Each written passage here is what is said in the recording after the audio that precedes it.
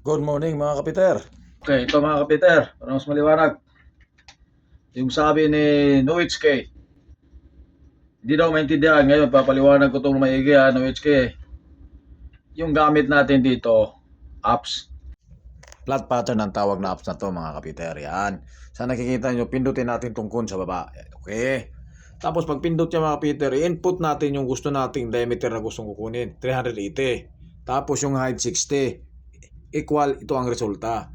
So mayroon tayong 199 na reduce. Saka mayroon tayong 57.90. So 58 na yung run off mga kapiter. Yung angle niya ay 16.71. So yan mga kapiter. Okay. Ang technique natin to mga kapiter, apps sa cellphone. Kahit saan tayo, basta may signal o walang signal, basta may cellphone ka, makuha mo na yung mga formula. Hindi na tayo mag-compute. Okay mga kapiter? 398 mm. MM. Ito yung kabuuan. Yung radius nito, yung radius, yung kalahati. Ito yung kalahati, radius. Radius, 199 mm. Maliwanag na. 199 yung radius.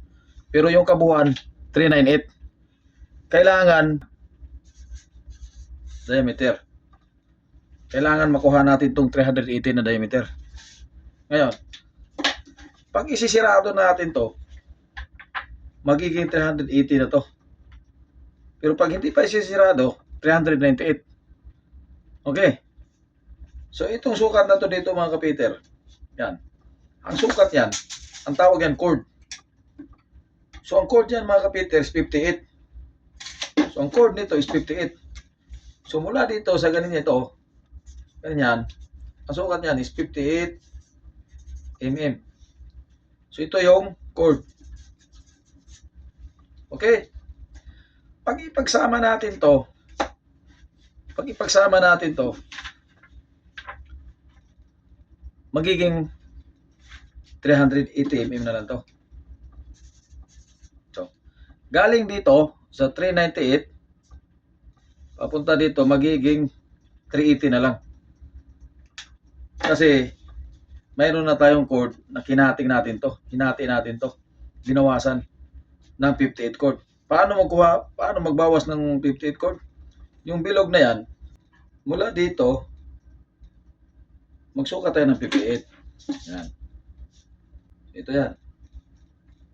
So, 58. Mula dito, tsaka dito, magkating tayo ng 58 mm. So, tatanggalin natin to ngayon.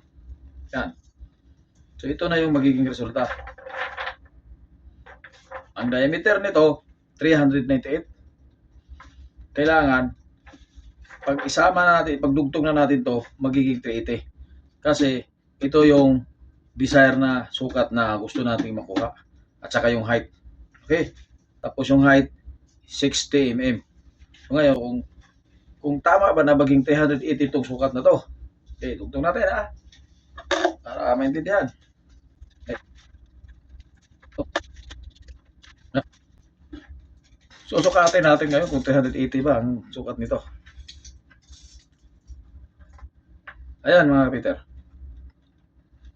Sa nakikita nyo, 380.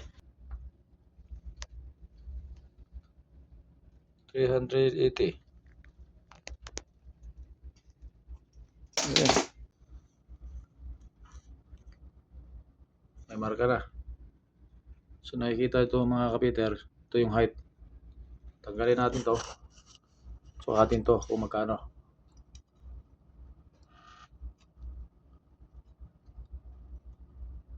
Yan mga kapiter.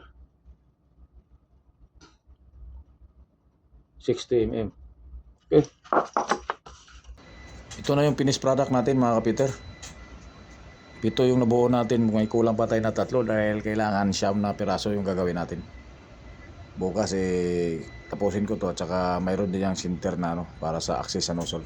Okay mga kapiter, thank you and God bless you all.